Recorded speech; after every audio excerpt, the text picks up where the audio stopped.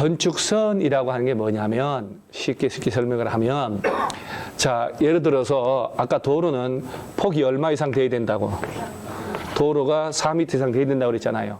이게 이제 일반적인 경우거든. 거기에 이렇게 대지가 접해서 건물 짓는다 그러면 모든 땅에 건물을 지을 때는 건폐율과 용적률이 들어가요. 용적률 300%다, 500%다, 6층이다, 10층이다 올라간단 말이에요. 그리고 건축물 지을 때 6층짜리 건물 짓는다. 그러면 건축물의 외벽이 보세요. 대지와 도로와의 경계선이 져 있어 넘어서 건물이 지어지면 될까요? 안 되지. 도로 쪽으로 침식이라고 그러거든. 건축물의 외벽이나 담장을 도로 경계선 넘어서 도로를 먹고 들어가면 안 된다 이 말이지. 그래서 건축선이 뭐냐면 건축선은 대지와 도로의 이 경계선이 대지와 도로의 경계선이 바로 뭐라고? 건축선이고 이 선을 넘어서 건물 짓지 마라 이 얘기예요. 자, 그래서 건축선은 건축물이나 공작물 건축 설치할 수 있는 한계선을 말하는데 법적으로는 뭐라 하냐? 건축물 지을 수 있는 건축선은 자, 대지와 도로의 뭐라고요? 그런 표현을 할 줄 알아야 돼요. 자, 건축선이라 하면 대지와 도로와의 이 경계선이 건축선이고 이 선 넘어서 건물 지으면 된다 안 된다? 안 된다. 자, 대지와의 경계선이라고 그랬죠? 대지가 아니고 대지와 도로. 이게 표현들 할 줄 알아야 돼요. 대지가 아니고 대지와 도로의 경계선. 그리고 그 선을 넘으면 건물 지을 때 된다 안 된다? 안 된다. 그런데 자, 예를 들어서 이 대가 이렇게 있는데 이 도로가 폭이 볼게요. 4m 미만이야. 도로가 폭이 3m밖에 안 돼. 그럴 수 있겠죠. 그러면 도로가 3m밖에 안 되는데 건물 지을 때 역시 그때도 대지와 도로의 경계선이 건축선으로 인정해버리면 건물 지을 때 이 선까지 건물 지으면 영원히 도로 폭은 3m밖에 안 되잖아요. 그러면 자동차 도로로서 제 기능을 못할 거 아니야. 너무 좁다는 얘기지. 그래서 이 도로가 소요너비에 미달한다. 소요너비는 다른 조건을 고려 안 하면 몇 미터니까? 아까 4m잖아요. 도로는 너비 4m 이상이라고 그랬으니까. 그러면 소요너비에 미달하면 도로가 있다면 그때도 대지와 도로의 경계선을 건축선으로 인정하면 될까? 안 되겠지. 그래서 이때는 건축선 제한을 받는 거예요. 이럴 때 건축선 제한을 받는다 이렇게 얘기해요. 그러면 소요너비를 확보할 목적이거든. 그러면 도로가 3m가 있으면 양쪽에 대지가 있다라고 하면 비대지 소유자가 건물을 지을 때 대지 안쪽으로 일정 거리 들어와야 건물 지을 수 있게 해준다는 얘기예요. 얼마 들어와야 될까요? 자, 봐봐봐. 생각을 하셔야 돼요. 양쪽이 다 똑같은 규제를 받는 거거든. 그럼 이쪽으로 0.5, 이쪽으로도 0.5 들어가서 건물 짓게 하면 3m가 있으니까 0.5, 0.5 토탈 이 간격은 얼마가 된다고? 4m가 확보되는 거잖아요. 그러니까 기본적으로 이 A대지 소유자 건물 지을 때는 대지 안쪽으로 0.5m 후퇴하고 후퇴한 이 선이 건축선 되고 이 선 넘어서 건물 지을 수 없다 이 말이에요. 얘도 0.5 들어가야 되겠지. 도로가 만약에 폭이 2m밖에 안 돼. 대한민국에 그런 경우는 거의 없어요. 자, 이론적으로 얘기하는 거예요. 그렇다면 얘는 얼마 들어가야 될까? 1m. 얘도 1m 들어가야 되는 거예요. 균등하게 똑같이 규제를 받는 거예요. 그러니까 이걸 뭐라고 표현하냐면 미달하는 도로라면 그 도로의 중심선으로부터라고 하는 거예요. 미달하는 도로의 무슨 선? 중심선. 중앙선이 아니고 소요너비의 2분의 1만큼 물러난 이 선이 건축선이다. 그러니까 아까 3m였으니까 실질적으로는 0.5 들어가면 되겠지. 이해가 가요? 이런 제한을 받는다 이 말이에요. 그렇다면 결론이 뭐냐면 도로가 3m가 있고 0.5 들어가서 너는 이 선 넘지 마라라고 했을 때 후퇴된 이 부분은 대지 면적에 포함하지 않는다라고 하는 거예요.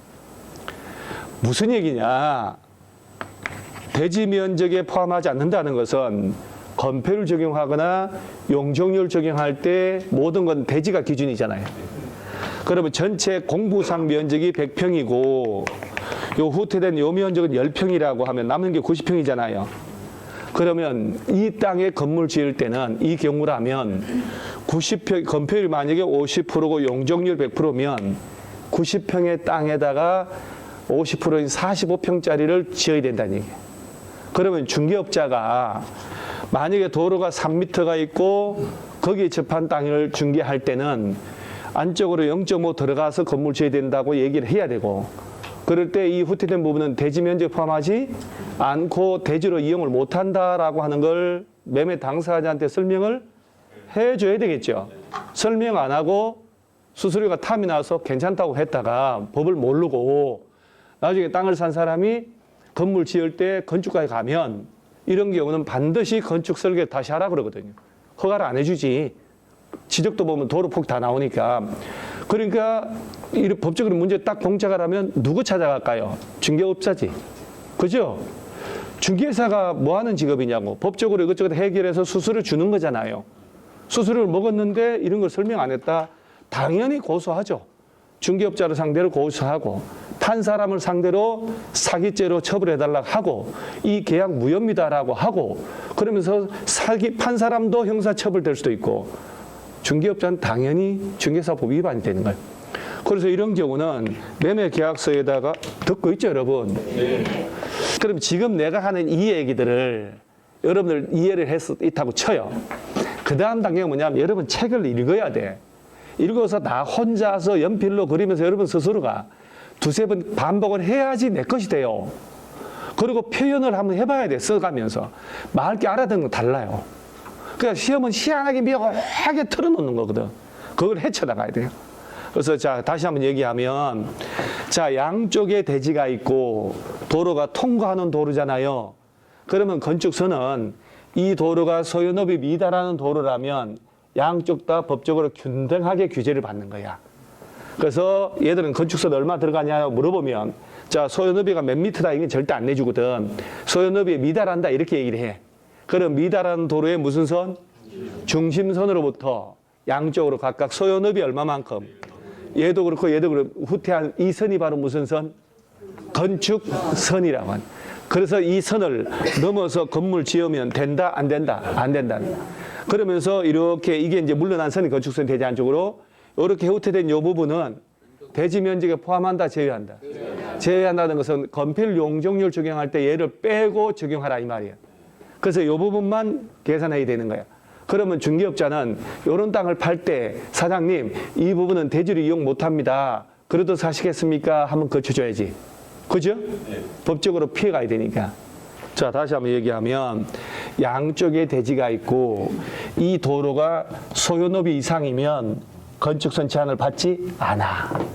오케이? 네. 소유너비 미달하고 있다. 3m, 2m. 그러면 그 도로의 무슨 선? 중심선. 그렇지. 중심선으로부터 소유너비의 2분의 1만큼 수평거리 물러난 이 선이 건축선 되는. 그리고 이 선 넘어서 건물 짓지 마라.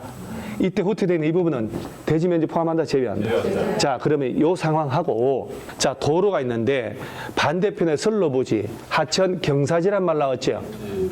그러면 이쪽에는 하천이 있다. 철도 선로부지가 있다 그러면 도로 확장이 안 되잖아. 도로 못 만드는 부분이잖아.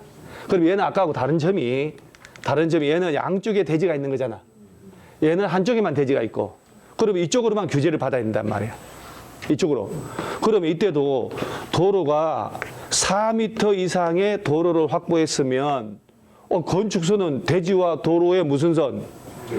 경계선이 건축선 되겠지. 이 선만 넘지 않으면 아무 문제 없다고.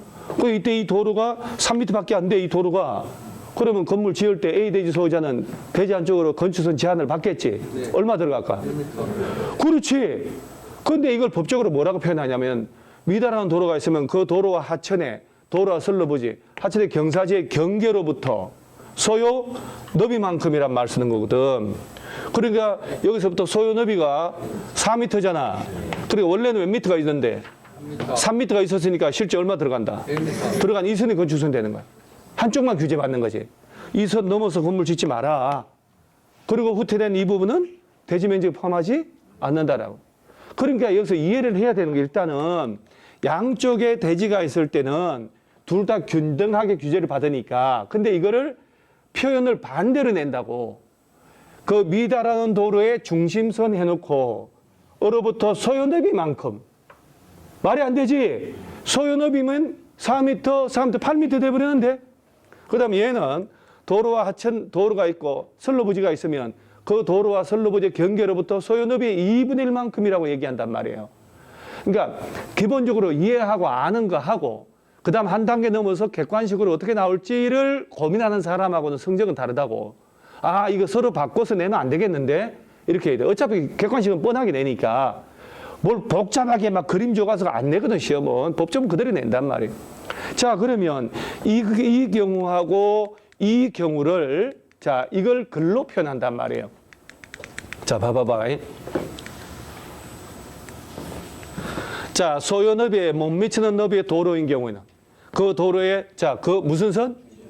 요 중심선이 나오면 소요 너비 얼마만큼? 이게 연결돼야 되지. 소요 너비만큼이라고 그러면 안 되겠지. 그렇지. 그리고 이걸 그림으로 그렸단 말이에요. 이렇게. 그 도로의 무슨 선? 중심선으로부터 소요너비에 2분만큼 물러난 후퇴한 선이 건축선 되고, 이렇게 후퇴된 이 부분은 대지면적이 뭐 한다고? 예, 그림 좀, 누들 좀, 그림 좀 봐놓고 객관식 문제 풀면 돼요. 그리고 책에 읽어 나가면 되고. 이 그림, 이 상황을 글로 표현했기 때문에 법조문으로.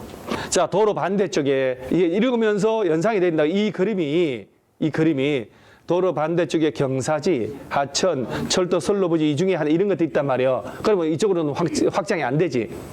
그러면 그 경사지 등 있는 쪽에 도로 어디에서? 경계선에서 그러면 소요?